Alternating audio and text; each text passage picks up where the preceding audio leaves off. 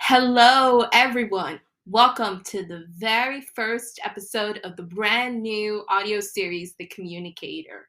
I'm Yesenia Reinoso, and I, for one, cannot be any more ecstatic to bring you a brand new show that will dive into the world of corporate communications from an in-house lens. I could not be any more ecstatic after months of hard work and idea building and plenty of content.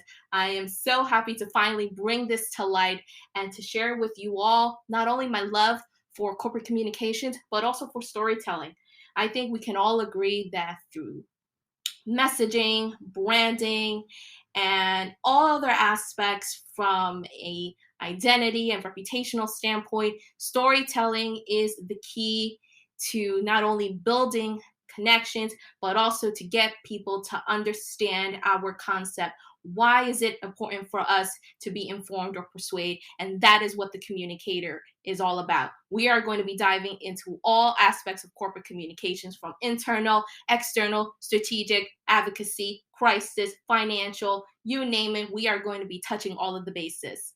For those who don't know me, I am one half of the podcast Marketer Pitch, which is a PR and marketing podcast that I host alongside my good friend and partner, Corey Davis. We are actually about to enter into our fourth season. So please, if you haven't yet, follow us at Twitter and Instagram at Marketer Pitch, and all episodes, including the intermission series, freestyle, and the limited series, short takes, is available across all major podcasting mediums, YouTube, and the Helium Network.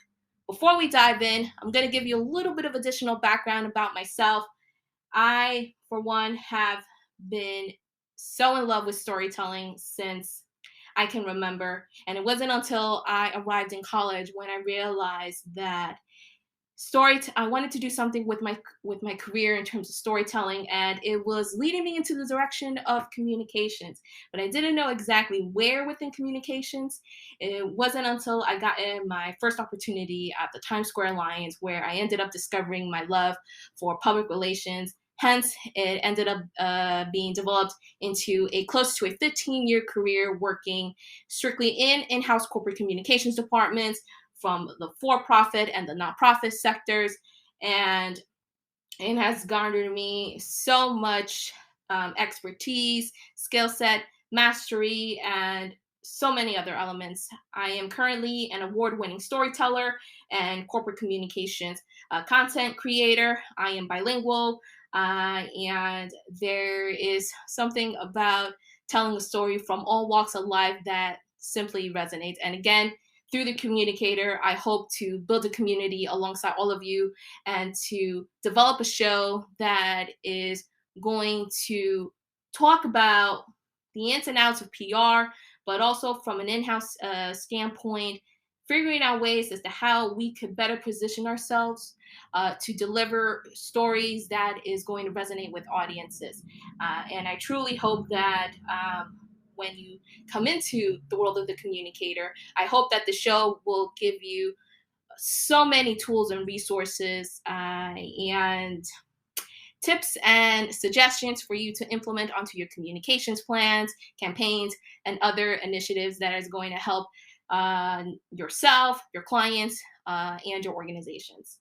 And so with that, we are going to be diving into the very first episode of The Communicator, which I am so ecstatic about. But before we do, I just want to point out that May is Asian American and Pacific Islanders Month, and I definitely want to give a shout out to all of the Asian American and Pacific Islander PR pros who are day in and day out putting their stories across so many mediums and raising awareness on key issues that are very important to the Asian community. And so we salute you, we support you, we acknowledge you, and we celebrate you. Thank you so much for what you do on a daily basis, and continue amplifying the stories and voices of the Asian American and Pacific Islander communities. Keep doing what you're doing.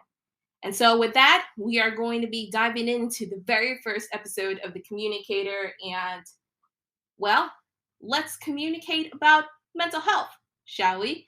But mental health from within a internal communications lens. As you all know, May is Mental Health Awareness Month.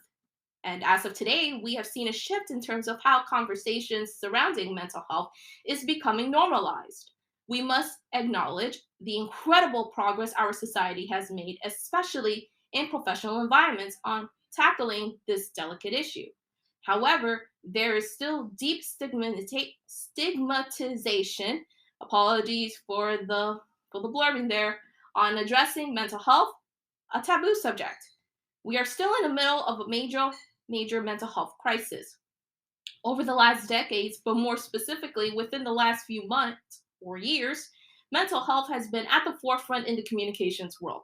It has quickly become even more apparent within the internal communication sphere as organizations figure out the best formats in adopting to word language, communications mediums, and other different types of protocols that must be inserted onto everyday practices.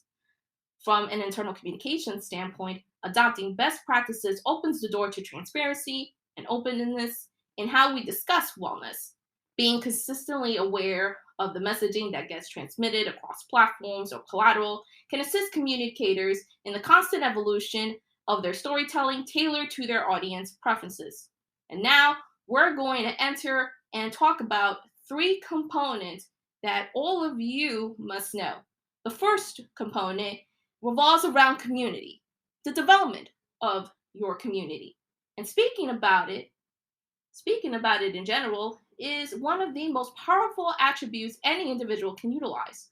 One of the best ways people can talk is through community relations. Internally, community groups among employees have risen in popularity over the years. Offering employees a safe space to connect with other fellow colleagues without having any negative repercussions is very powerful. When it comes to discussing mental health, staff can share their stories, formulate solutions, give support, embrace feedback, and advise on resources that can assist everyone in their struggles. Humans are social animals where we rely extensively on one another to solve problems. Creating space for all staff, ranging from junior, mid, all the way up to the senior levels, to talk about challenges openly inspires people to tell their story. We all suffer from stress, anxiety, depression, and other mental health issues, either personally or professionally. Having open and honest conversations about mental health, both in person and digital, is the first step in the complete eradication of the mental health stigma. And this, when developing your community, can also reside in the fact that employee resource groups can also be a viable solution to discussing mental health issues and also working extensively with human resource to come up with adequate solutions that is going to be beneficial staff-wide.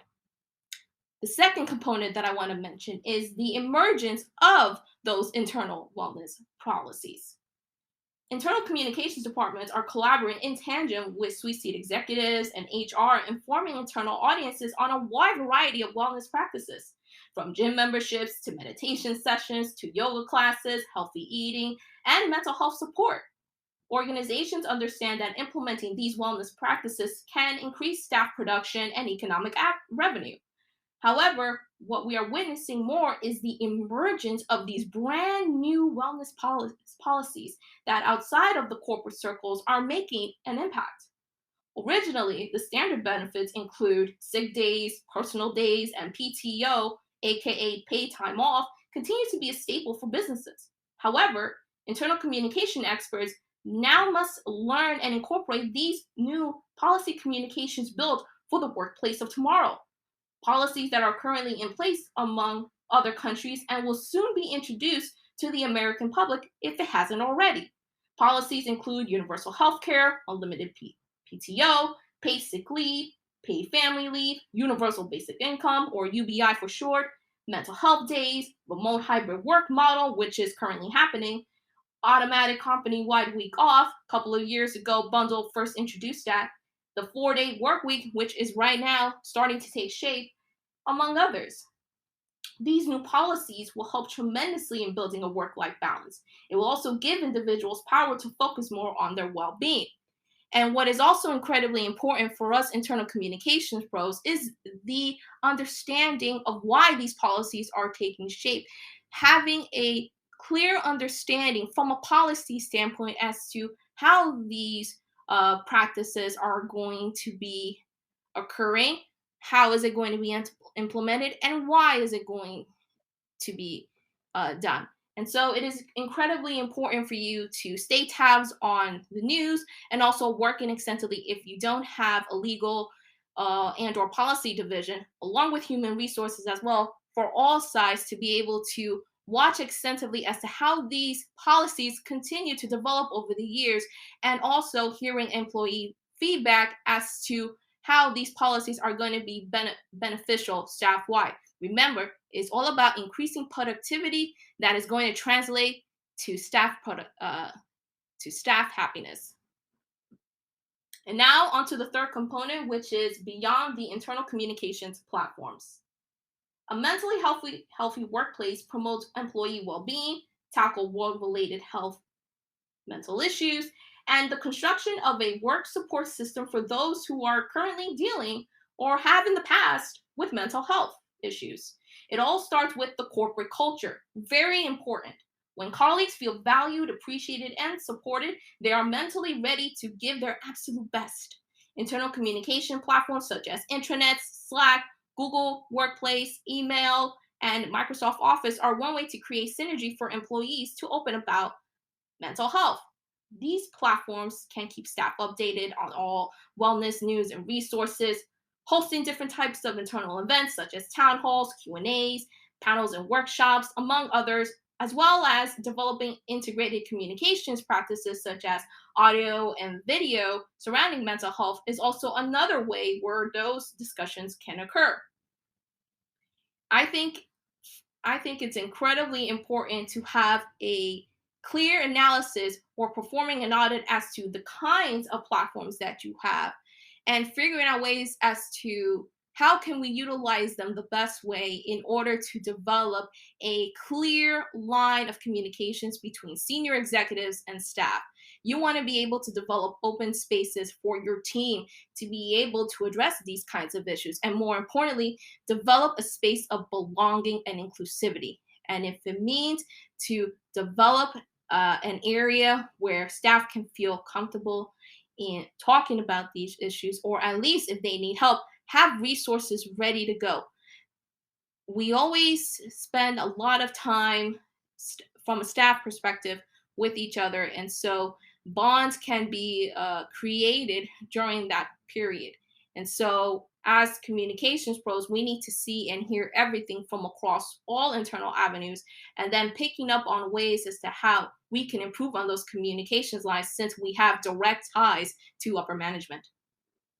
Now, incorporating mental health and wellness policies into communications plans is very crucial for developing a supportive and inclusive work environment. Now, in order for you to effectively include mental health and wellness into your internal communications practices, I have 8 tips for you that you can incorporate into your internal communications plans when you want to address mental health and other key wellness policies. Number 1, establishing a mental health and wellness framework.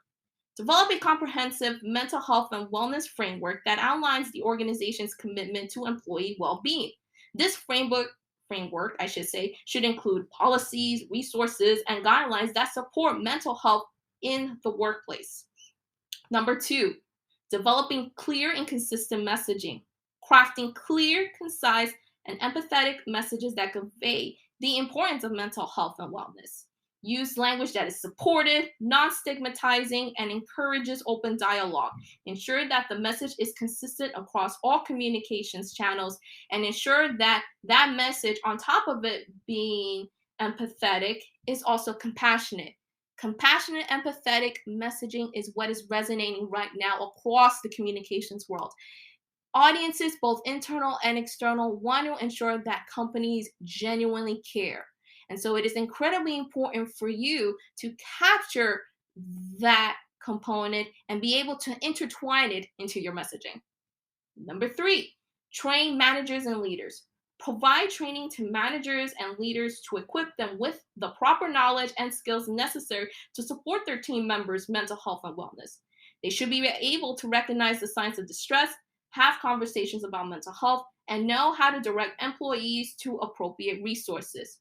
I can't emphasize this enough. Training matters. The more trainings and workshops that staff can go so that they can sharpen their skills, the better suited they are and well prepared to handle any kind of situation whenever an employee is dealing with some sort of mental health crisis. Number four, utilizing various communication channels. Incorporating mental health and wellness messages across multiple communication channels to reach all employees. These channels may include email newsletters, intranet portals, digital signage, team meetings, video conferences, and internal social media platforms.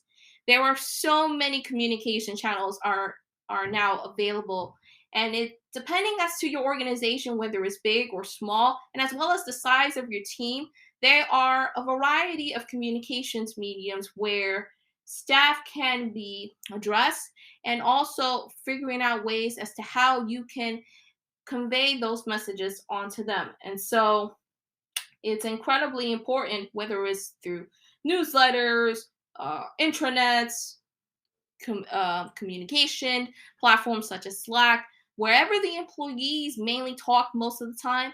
That is where you may want to go and relay those messages to them. And you're also open to try out brand new platforms as well, keeping staff fully informed and well prepared as to what the organization is doing is going to bring dividends. Number five, highlighting available resources. Regularly communicate information about available mental health resources and support programs. This can include employee assistance programs, counseling services, workshops, webinars, and self help tools. Make sure employees are very aware of how to access these resources and to emphasize the confidentiality and privacy of such issues. Sometimes employees will prefer to keep their situations quiet, which is okay, which is why it's important to develop these open spaces, whether it's on a group or an individual setting. Also, it is really important where staff can access these resources, whether it's through an internal website, a portal, or whatever communication channel that is readily available. Update that with all of the resources and keep updating, whether it's on a daily, a weekly, bi-weekly, whatever schedule you can come up with. Updating all of those resources with the proper links also demonstrates on top of all of the other tools, so that it's readily accessible for staff to obtain. Number six, share success stories. Highlight success stories and testimonials from employees who have benefited from mental health and wellness initiatives. This can help reduce stigma and encourage others to seek help when needed. It also demonstrates the organization's commitment to supporting employee well being. Number seven, foster open dialogue. Encourage open conversations about mental health by creating safe spaces for employees to share these experiences, concerns, and suggestions. Consider setting up dedicated communications channels or forums where employees can discuss mental health topics, ask questions, or seek support from their peers. Number six and number seven both can be combined together. I think it is incredibly important to develop a work environment where fostering open dialogue is critical. Having employees the confidence for them to talk about these issues and talk about them openly, sharing their success stories, and also lending a helping hand to their team members creates an inclusive, open environment that is going to be welcoming for all. And finally, regular number eight, regularly evaluate and adapt. Continuously evaluate the effectiveness of your communication strategies and make necessary adjustments based on employee feedback and engagement. Regularly review your mental health and wellness policies to ensure they remain relevant and align them with best practices. I recommend doing an audit or at least an analysis, whether it's through a survey, a focus group, one-on-one, or group. Always do an audit, at least either a monthly or a monthly, quarterly, or a yearly uh, audit to get a sentiment as to what employees are thinking, how the policies are performing, any practices that can be adapted, what's working, what's not working, and make those changes as you go. Remember, the internal communications sphere, along with mental health and wellness policies, are constantly changing. And so, internal pros want to figure out ways as to how we can incorporate these policies and making sure that they are set up not only for modern times but also set up employees for success. Now, incorporating mental health and wellness policies into internal communications will forever be an ongoing process. It requires active engagement, collaboration with key stakeholders, shareholders, senior executives, staff, and a long-standing commitment to creating a culture that prioritizes employee well-being.